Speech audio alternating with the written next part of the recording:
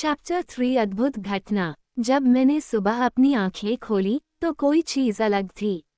ये रोशनी थी। यह अब भी जंगल में बादल भरे दिन की भूरी हरी रोशनी थी, लेकिन यह ज्यादा साफ थी। मुझे एहसास हुआ कि आज कोहरा मेरी खिड़की को नहीं ढंक रहा था। मैं बाहर देखने के लिए उछलकर उठी और फिर दहशत में आह भरने लगी। आंगन बर्फ की एक महीन परत से ढका हुआ था। यह मेरे ट्रक पर धूल की तरह बिछी थी और इसने सड़क तक को सफेद कर दिया था। लेकिन ये सबसे बुरा हिस्सा नहीं था। कल की सारी बारिश जमकर ठोस हो गई थी। हालांकि पेड़ों पर बर्फ जमने और सुइयां निकलने का मंजर बहुत जबरदस्त और सुंदर था, लेकिन सड़क घातक बर्फ से चिकनी हो गई थी। मुझे तो सूखी जमीन पर भी गिरने से बचने के लिए काफी सावधानी बरतनी पड़ती थी। मेरे लिए बेहतर यही था कि मैं दोबारा सो जाऊं। मेरे नीचे उतरने से पहले ही चार्ली ऑफिस जा चुके थे। कई मायनों में चार्ली के साथ रहना अकेले रहने जैसा लगता था और मैंने पाया कि मुझे यह अकेलापन बुरा नहीं, बल्कि बहुत अच्छा लगता है। मैंने फटाफट सीरियल का बाउल खाया और कार्टन से ऑरेंज जूस पिया। मैं स्कूल जाने को लेकर रोमांचित थी और इस बात से मैं घबरा गई। मैं जानती थी कि मैं ज्ञानार्जन के परिवेश से प्रेरित नहीं थी और अपने नए दोस्तों से मिलने के लिए भी उत्सुक नहीं थी। ईमानदारी से दिल के अंदर झांकने पर मैं जानती थी कि मैं स्कूल जाने के लिए सिर्फ इसलिए उतावली थी क्योंकि वहां मुझे एडवर्ड कलन दिखेगा। और यह बहुत बहुत मूर्खतापूर्ण बात थी। कल की मेरी अनसोची और शर्मिंदा करने वाली बकबक के बाद मुझे उससे पूरी तरह दूर रहना चाहिए था। और मुझे उस पर शक भी था, उसने अपनी आंखों के बारे में झूठ क्यों बोला। मैं अब भी उस शत्रुता के भाव से डरती थी जो मैं कई बार उसकी तरफ से निकलते हुए महसूस करती थी। हालांकि उसके आदर्श चेहरे को देखते ही अब भी मेरी जुबान पर ताला पड़ जाता था। मैं बहुत अच्छी तरह जानती थी कि मेरे और उसके स्तर में जमीन आसमान का अंतर था। इसलिए मुझे आज उसे देखने के बारे में इतना उतावला नहीं होना चाहिए। बर्फीले ड्राइववे पर सही सलामत पहुंचने के लिए मुझे अपनी समूची एकाग्रता का इस्तेमाल करना पड़ा। जब मैं आखिरकार ट्रक तक पहुंची तो मेरा संतुलन गड़बड़ाने लगा, लेकिन साइड मिरर को पकड़कर मैंने खुद को बचा लिया। साफ लग रहा था कि आज का दिन किसी बुरे सपने जैसा होने वाला है। स्कूल तक ट्रक चलाते समय मैं गिरने के डर और एडवर्ड कलन के बारे में अनचाहे विचार सोचने लगी थी। अपना ध्यान भटकाने के लिए मैं माइक और एरिक के बारे में सोचने लगी। मैंने विचार किया कि फोक्स के किशोर लड़कों की मुझ पर प्रतिक्रिया कितनी अलग थी। मेरे ख्याल से यहाँ भी मैं बिल्कुल वैसे ही दिखती थी जैसी कि फीनिक्स में दिखती थी। शायद ऐसा इसलिए होगा क्योंकि वहाँ के लड़कों ने मुझे किशोरावस्था की सारी अजीब अवस्थाओं से धीरे धीरे गुजरते देखा था और वे मुझे अब भी वैसा ही मानते थे। लेकिन यहाँ मैं एक नई इंसान थी, जहाँ नए लोग बहुत कम आते थे। शायद मेरे फूहड़पन को यहाँ कमजोरी के बजाय मनमोहक माना जाता था, जिसकी वजह से लोग मुझे कष्ट में फंसी सुंदरी मानने लगे थे। कारण चाहे जो हो, माइक का पालतू कुत्ते जैसा व्यवहार और उसके साथ एरिक की स्पष्ट प्रतिद्वंद्विता मुझे परेशान कर रही थी। मैं सोचने लगी थी कि इसके बजाय मैं नज़रअंदाज होना ज्यादा पसंद करूंगी या नहीं। सड़क पर धन की बर्फ से मेरे ट्रक को कोई समस्या नहीं हो रही थी। मैंने बहुत धीरे धीरे गाड़ी चलाई। मैं मुख्य सड़क पर विनाश की लीला नहीं दिखाना चाहती थी। जब मैं स्कूल में ट्रक से उतरी तब जाकर यह भेद खुला कि मुझे इतनी कम परेशानी क्यों हुई थी। चांदी जैसी किसी चीज ने मेरी निगाह को आकर्षित किया और मैं ट्रक के पीछे गई, सहारे के लिए इसे पकड़े हुए ताकि अपने टायरों की जांच कर लूं। उनके चारों ओर हीरे के आकार में पतली जंजीरें लगी थीं। मेरे ट्रक पर बर्फ की चेन लगाने के लिए चार्ली को जाने कितनी जल्दी उठना पड़ा होगा। मेरा गला अचानक रंध गया। मुझे इतनी ज्यादा परवाह की आदत नहीं थी और चार्ली की अनकही परवाह से मैं हैरान हो गई। मैं ट्रक के पिछले कोने के पास खड़ी थी और बर्फ की चेन से उत्पन्न भावों के सैलाब को रोकने की कोशिश कर रही थी। तभी मुझे एक अजीब आवाज सुनाई दी। ये बहुत तेज चरमराहट थी और यह ज्यादा तेज होती जा रही थी। मैंने चौंककर ऊपर देखा। मैंने एक साथ कई चीजें देखीं। कोई चीज धीमी गति में नहीं हो रही थी जैसा फिल्मों में दिखाया जाता है। इसके बजाय एड्रीनलिन रश की वजह से मेरा मस्तिष्क ज्यादा तेजी से काम कर रहा था और मैं एक साथ कई चीजों की स्पष्ट तस्वीर देख सकती थी। एडवर्ड कलन मुझसे 4 कार दूर खड़ा खड़ा मुझे दहशत से घूर रहा था। उसका चेहरा बाकी चेहरों के महासागर में अलग हटकर दिख रहा था, हालांकि सभी सदमे में थे। लेकिन इससे ज्यादा महत्वपूर्ण वह गहरी नीली वैन थी, जो तेजी से फिसल रही थी, जिसके टायर और ब्रेक काम नहीं कर रहे थे, जिस वजह से वैन पार्किंग में बर्फ पर तेजी से गोल गोल घूम रही थी। यह मेरे ट्रक के पिछले हिस्से से टकराने वाली थी और मैं उनके बीच में खड़ी थी। मेरे पास आंखें बंद करने का भी समय नहीं था। मैंने जब वैन के ट्रक से जोरदार ढंग से टकराने की आवाज़ सुनी, इससे पहले कोई चीज़ मुझसे कसकर टकराए, हालांकि उस दिशा से नहीं जहां से मैं उम्मीद कर रही थी। मेरा सिर सड़क किनारे के ठंडे पत्थर से टकराया और मुझे महसूस हुआ कि किसी ठोस और ठंडी चीज़ ने मुझे जमीन पर दबा दिया था। मैं उस भूरी कार के पीछे जमीन पर लेटी थी, जिसके बगल में मैंने अपनी कार खड़ी की थी। लेकिन मेरे पास किसी दूसरी चीज़ पर गौर करने का मौका नहीं था, क्योंकि वैन अब भी आ रही थी।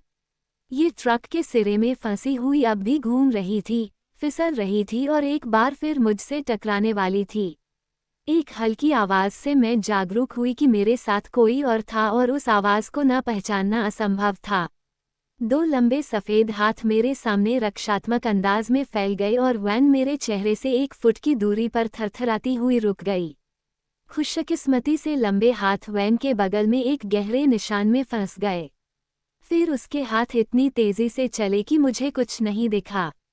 एक हाथ अचानक वैन के नीचे वाले हिस्से को पकड़ रहा था और कोई चीज़ मुझे खींच रही थी और मेरे पैरों को गुड़िया की तरह झुला रही थी, जब तक कि वे भूरी कार के टायर से नहीं टकरा गए। तेज धातु की टक्कर मेरे कानों में चुभी और वैन रुक गई। कांच बाहर निकलकर सड़क पर गिर गए, ठीक वहीं जहां 1 सेकंड पहले मेरे पैर थे। चीख पुकार शुरू होने से पहले एक लंबे पल तक खामोशी छाई रही।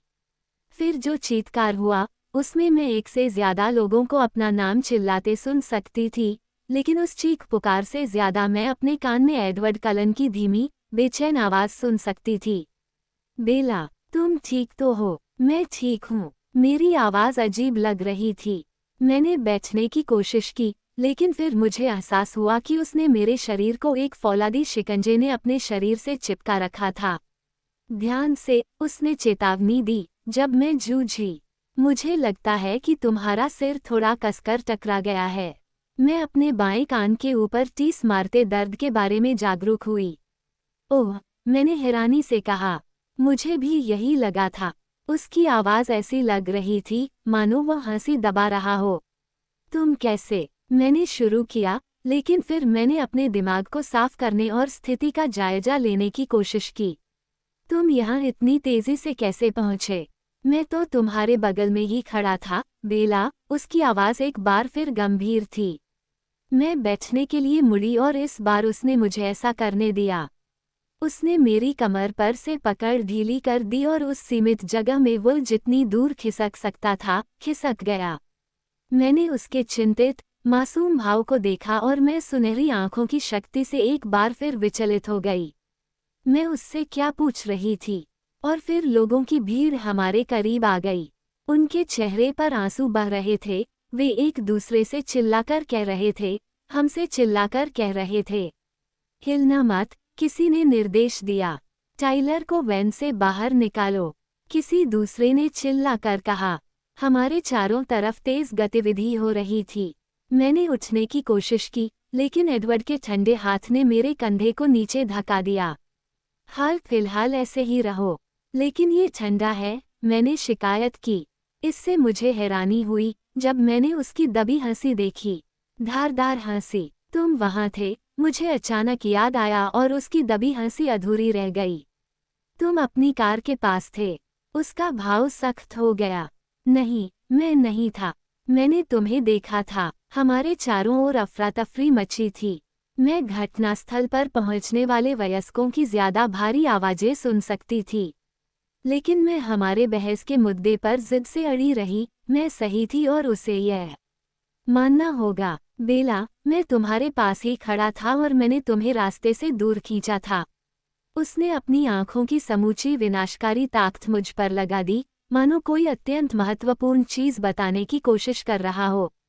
नहीं, मैंने अपना जबड़ा भींचा। उसकी आंखों का सोना दहकने लगा। प्लीज बेला। क्यों? मैंने मांग की। मुझ पर भरोसा करो, उसने आग्रह किया। उसकी धीमी आवाज जबरदस्त थी। मुझे अब सायरनों की आवाज सुनाई दे रही थी।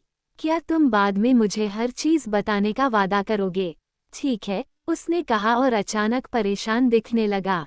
ठीक है, मैंने गुस्से से दोहराया। वैन को दूर खिसकाने में 6 इमरजेंसी मेडिकल टेक्नीशियंस और 2 टीचर्स मी वोना और क्लैप नामक कोच की जरूरत पड़ी ताकि हमें ले जाने के लिए स्ट्रेचर ला सकें। एडवर्ड ने जोर शोर से स्ट्रेचर पर जाने से इनकार कर दिया। मैंने भी ऐसा ही करने की कोशिश की, लेकिन उस गद्दार ने उन्हें बता दिया कि मेरा सिर टकरा गया था और शायद मेरे सिर में चोट लगी थी। मैं अपमान से मरते मरते बची जब उन्होंने मेरे गले में पट्टा डाल दिया।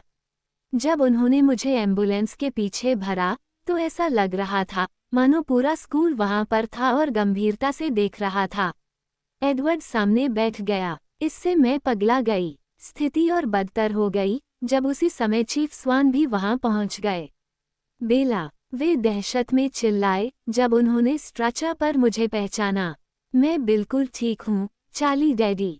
मैंने आह भरी। मेरे साथ कोई गड़बड़ नहीं है। वे पूरी स्थिति की जानकारी लेने के लिए सबसे करीबी ईएमटी की ओर मुड़े। मैंने बाहरी चीजों पर ध्यान देना छोड़ दिया ताकि अपने दिमाग में अव्यवस्थित घुमड़ रही जटिल तस्वीरों के ढेर को व्यवस्थित कर लूं। जब उन्होंने मुझे कार से दूर उठाया था तो मैंने भूरी कार के बम्पर में एक गहरा गड्ढा देखा था, एक बहुत स्पष्ट गड्ढा जो एडवर्ड के कंधे के आकार से मेल खाता था। मानो उसने इतनी शक्ति से कार पर प्रहार किया था कि धातु को नुकसान पहुंच जाए। और फिर मुझे उसका परिवार देखा जो दूर से देख रहा था। उनके चेहरे पर जो भाव थे वे नापसंदगी से आवेश तक के थे, लेकिन उनमें अपने भाई की सुरक्षा को लेकर किसी तरह की चिंता नजर नहीं आ रही थी। मैंने कोई तार्किक समाधान सोचने की कोशिश की जिससे वह सब स्पष्ट हो सके जो मैंने अभी अभी देखा था, एक ऐसा समाधान जिससे ये निष्कर्ष न निकलता हो कि मैं पागल हो गई थी। स्वाभाविक रूप से काउंटी के अस्पताल तक मैं एम्बुलेंस पुलिस के साथ गई। जब वे मुझे एम्बुलेंस में से उतार रहे थे तो मैं मूर्खतापूर्ण महसूस कर रही थी। स्थिति और बुरी इसलिए लग रही थी क्योंकि एडवर्ड खुद के दम पर अस्पताल के दरवाजे से अंदर गया था। मैंने अपने दांत भींच लिए। वे मुझे इमरजेंसी रूम में ले गए।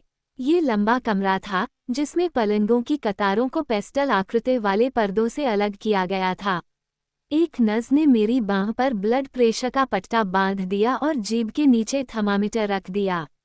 चूंकि किसी ने भी मुझे निजता देने के लिए पर्दा खींचने की जहमत नहीं उठाई थी, इसलिए मैंने निर्णय लिया कि अब मूर्खतापूर्ण दिखने वाले गले के पट्टे को उतार देना चाहिए। नस के दूर जाते ही मैंने फटाफट उसे खोला और पलंग के नीचे फेंक दिया। अस्पताल के कर्मचारी एक बार फिर वहां आए। मेरे बगल में एक और स्ट्रेचर किसी को लेकर आ रही थी। मैंने देखा कि वह एक लड़का था जिसके सिर के चारों ओर खून से सनी पट्टियां बंधी थीं। ये तो मेरी शासन वाली क्लास का टाइलर क्राउली है। टाइलर की हालत मुझसे 100 गुना खराब दिख रही थी, लेकिन इसके बावजूद वो मुझे चिंता से घूर रहा था। बेला, मुझे बहुत अफसोस है। मैं ठीक हूँ। टाइलर, तुम्हारी हालत बहुत बुरी दिख रही है। सब ठीक है। जब हम बात कर रहे थे तो नर्सों ने उसकी खून से सनी पट्टियां खोलीं। उसके माथे और बाएं गाल पर बहुत से सतही घाव दिख रहे थे। उसने मेरी बात अनसुनी कर दी और अपना ही राग अलापने लगा। मुझे लग रहा था कि मैं तुम्हें जान से मारने वाला हूँ। मैं बहुत तेज कार चला रहा था और फिर मैं बर्फ में गलत तरीके से फंस गया। उसने दर्द की शिकन के साथ कहा जब एक नर्स ने उसके चेहरे को रुई से साफ किया। अब उसकी चिंता मत करो, टक्कर हुई तो नहीं ना? तुम इतनी जल्दी रास्ते से कैसे हट गईं? तुम एक पल वहां थी और अगले पल नहीं थी। वो एडवर्ड ने मुझे रास्ते से हटा लिया था। वह दुविधा में दिखने लगा। कौन? Edward kiln. वह मेरे बगल में खड़ा था। मैं हमेशा से झूठ बोलने में कमजोर रही हूँ, इसीलिए मेरी आवाज में विश्वसनीयता कम थी। कलन, वह तो मुझे नहीं दिखा। ओह, मुझे लगता है ये सब बहुत तेजी से हुआ था। वह ठीक है, लगता तो है। वह यहीं कहीं है, लेकिन वह स्ट्रेचर पर नहीं आया था। मैं जानती थी कि मैं पागल नहीं हूँ। हुआ क्या था, मैंने जो देखा था, वह किसी तरह समझ में नहीं आ रहा था। फिर वे मुझे स्ट्रेचर पर सिर का एक्सरे कराने ले गए।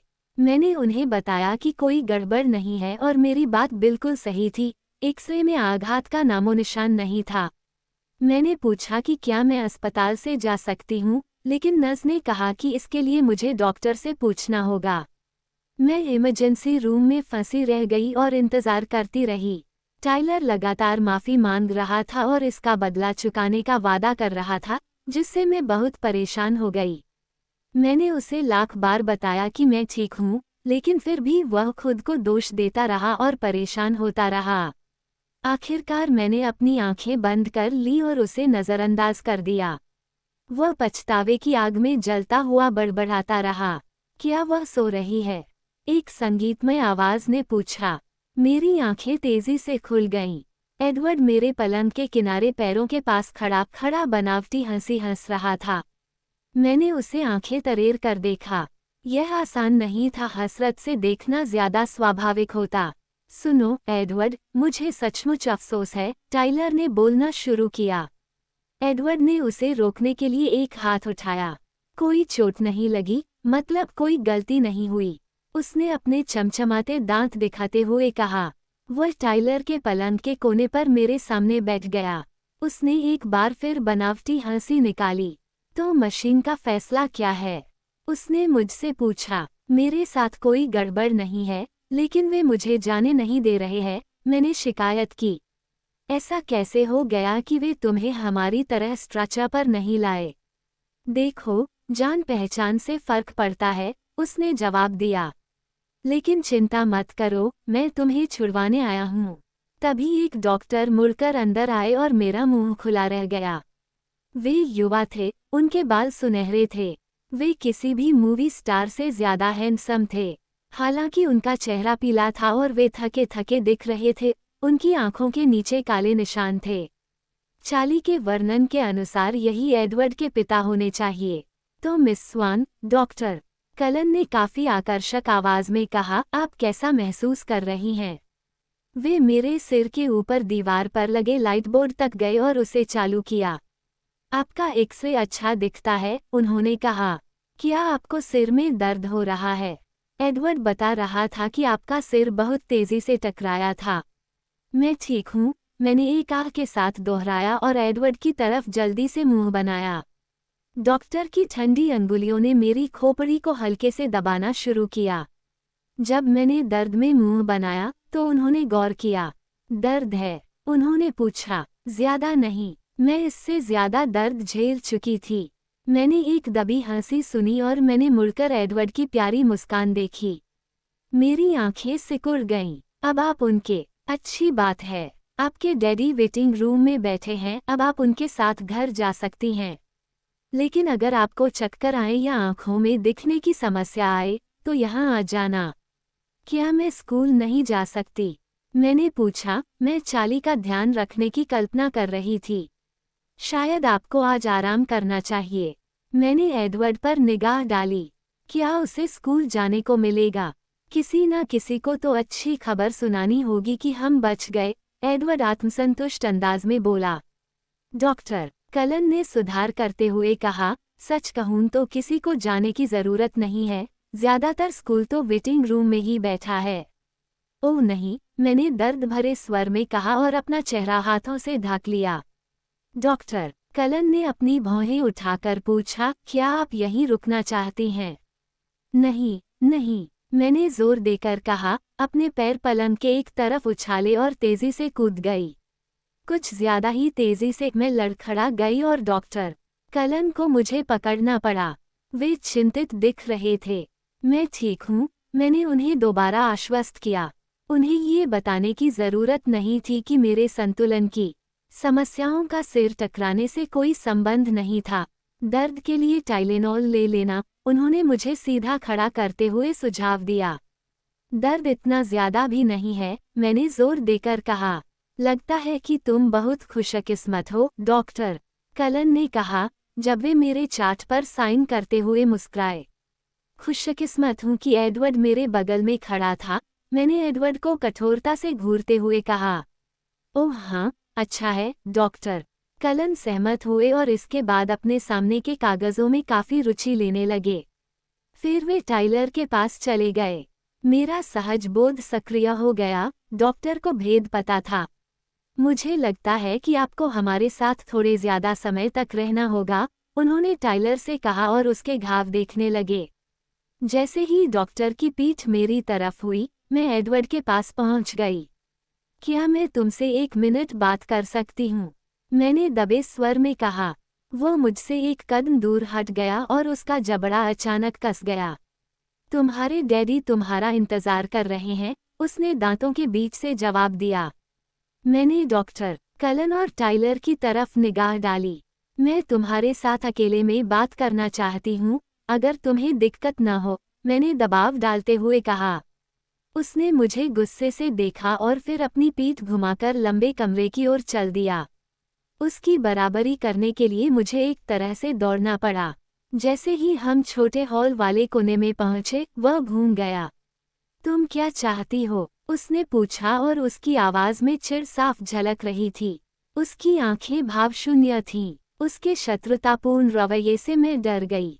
मेरे शब्द मेरी उम्मीद से कम गंभीरता से बाहर निकले। तुम पर स्पष्टीकरण का उधार बाकी है, मैंने उसे याद दिलाया। मैंने तुम्हारी जान बचाई है, मेरा कोई उधार बाकी नहीं है। मैं उसकी आवाज में छिपे द्वेष से सहम गई। तुमने वादा किया था, बेला, तुम्हारा सिर टकराया है, तुम नहीं जानती कि तुम क्या बोल रही हो। उसका लहजा चाकू जैसा था। अब मेरा पारा चढ़ गया और मैंने उसे अवज्ञापूर्ण गुस्से से घूरा। मेरे सिर में कोई गड़बड़ नहीं है। उसने भी आंखें तरेर कर कहा, तुम मुझसे क्या चाहती हो, बेला? मैं सच्चाई जानना चाहती हूँ, मैं बोली, मैं जानना चाहती हूँ कि मैं तुम्हारी खातिर झूठ क्यों बोल रही हूँ। तुम क्या सोचती हो कि क्या हुआ था? उसने झिड़कते हुए कहा। यह एक झटके में बाहर आ गया। मैं तो बस इतना जानती हूँ कि तुम मेरे आसपास कहीं नहीं थे, टाइलर ने भी तुम्हें नहीं देखा, इसलिए मुझसे यह मत कहो कि मेरा सिर कसकर टकरा गया था, इसलिए मेरा दिमाग फिर गया है। वो वैन हम दोनों को कुचलने वाली थी, लेकिन इसने ऐसा नहीं किया और तुम्हारे हाथों ने इस पर गड्ढे बना दिए और तुम्हें जरा भी चोट नहीं पहुंची। वैन मेरे पैरों को कुचलने वाली थी, लेकिन तुमने इसे पकड़ लिया था। मैं जानती थी कि यह पागलपन भरा लग रहा था और मैं आगे नहीं बोल सकती थी। मैं इतने गुस्से में थी कि मेरे आंसू निकलने ही वाले थे। मैंने दांत भींचकर उन्हें रोकने की कोशिश की। वह अविश्वास में मुझे घूर रहा था, लेकिन उसका चेहरा तनावपूर्ण और रक्षात्मक था। तुम सोचती हो कि मैंने तुम पर से वैन को उठा लिया। उसका लहजा मेरे मानसिक संतुलन पर प्रश्नचिन्ह लगा रहा था, लेकिन इससे मेरा शक और बढ़ गया। यह एक कुशल अभिनेता द्वारा आदर्श ढंग से बोला गया वाक्य था। मैंने बस एक बार सिर हिला दिया, मेरा जबड़ा कसा हुआ था। तुम जानती हो, कोई भी इस पर यकीन नहीं करेगा। उसकी आवाज में अब उपहास का पुट भी था। मैं किसी को बताने नहीं जा रही हूँ, मैंने हर शब्द धीरे धीरे बोला और सावधानी से अपने गुस्से पर काबू किया। उसके चेहरे पर हैरानी का भाव आ गया। तो फिर यह महत्वपूर्ण क्यों है? यह मेरे लिए महत्वपूर्ण है, मैंने जोर देकर कहा। मैं झूठ बोलना पसंद नहीं करती, इसलिए अगर मैं ऐसा कर रही हूँ, तो इसके पीछे कोई अच्छा कारण होना चाहिए। क्या तुम मुझे बस धन्यवाद देकर मामला खत्म नहीं कर सकती? धन्यवाद, मैंने इंतजार किया और मेरे अंदर गुस्से का गुबार था। तुम पीछा नहीं छोड़ने वाली, है ना? नहीं, तो फिर इस स्थिति में मुझे लगता है कि तुम्हें निराशा का आनंद लेना होगा। हमने खामोशी में एक दूसरे की तरफ गुस्से से मुंह बनाया। पहले मैं बोली, खुद को एकाग्र रखने की कोशिश में। मेरे सामने ये खतरा मौजूद था कि मैं कहीं उसके आग बबूला, सुंदर चेहरे से विचलित न हो जाऊं। ये तो किसी विनाशकारी देवदूत को घूरने जैसा था। तुमने मुझे बचाने की जहमत ही क्यों उठाई? मैंने ठंडे लहजे में पूछा। वो रुका और पल भर के लिए उसका मनमोहक चेहरा अप्रत्याशित रूप से असुरक्षित नजर आया। उसने फुसफुसाकर कहा, मैं नहीं जानता। फिर वह पलटा और मुझसे दूर चला गया। मैं इतनी नाराज थी कि मुझे हिलने में कुछ मिनट का समय लग गया। जब मैं चल सकने की स्थिति में आ गई, तो धीरे धीरे हॉल के सिरे के निर्गम द्वार तक पहुंची। मैं जितना डर रही थी, वेटिंग रूम उससे ज्यादा अप्रिय था। ऐसा लग रहा था कि मैं फोक्स में जिस भी चेहरे को जानती थी, वह यहाँ पर मौजूद था और मुझे घूर रहा था। चार्ली तेजी से मेरे बगल में आए, मैंने अपने हाथ उठा दिए। मैंने उन्हें खिन्न अंदाज में आश्वस्त किया, मैं बिल्कुल ठीक हूँ। मैं अब भी भड़की हुई थी और छुटपुट बातचीत के मूड में नहीं थी। डॉक्टर ने क्या कहा? डॉक्टर कलन ने मुझे देखा और कहा कि मैं ठीक हूँ और घर जा सकती हूँ। मैंने आह भरी। माइक, जेसिका और एरिक सभी वहाँ थे और हमारी ओर मिलने आने लगे थे। मैंने आग्रह किया, चलो चलते हैं। मुझे ज्यादा न छूते हुए चार्ली ने एक बांह मेरी पीठ में डाली और मुझे कांच के निर्गम द्वार तक ले गए। मैंने झेपे अंदाज में अपने मित्रों की और हाथ हिला दिया और इस तरह उन्हें बता दिया कि अब उन्हें चिंता करने की जरूरत नहीं है। क्रूजर में बैठकर मुझे बहुत राहत मिली और मैंने ऐसा पहली बार महसूस किया था। यात्रा के दौरान हम खामोश रहे। मैं अपने ख्यालों में इतनी खोई थी कि मैं भूल ही गई कि चार्ली भी वहां पर थे। मुझे विश्वास था कि हॉल में एडवर्ड का रक्षात्मक व्यवहार उन विचित्र चीजों की पुष्टि थी, जिन्हें देखने के बारे में मुझे अब भी विश्वास नहीं हो रहा था। जब हम घर पहुंचे, तो चार्ली ने आखिरकार कहा, देखो, तुम्हें रेनी को फोन कर लेना चाहिए। उन्होंने अपराधी अंदाज में सिर झुकाया। मैं स्तब्ध रह गई। आपने माँ को बता दिया? सॉरी। मैंने बाहर निकलते वक्त क्रूजर का दरवाज़ा ज़रूरत से थोड़ी ज़्यादा तेज़ी से बंद किया। जाहिर है, मेरी माँ को हिस्टीरिया का दौरा पड़ गया था।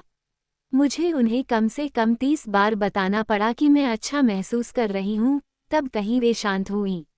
उन्होंने मुझसे घर आने का जोरदार आग्रह किया और वे यह बात भूल गईं कि घर उस समय खाली था, लेकिन उनके आग्रहों का प्रतिरोध करना मेरी कल्पना से ज़्यादा आसान था। मैं एडवर्ड के रहस्य में सरोबार थी और एडवर्ड के मोहपाश में भी बंधी थी। मूर्खतापूर्ण, मूर्खतापूर्ण, मूर्खतापूर्ण।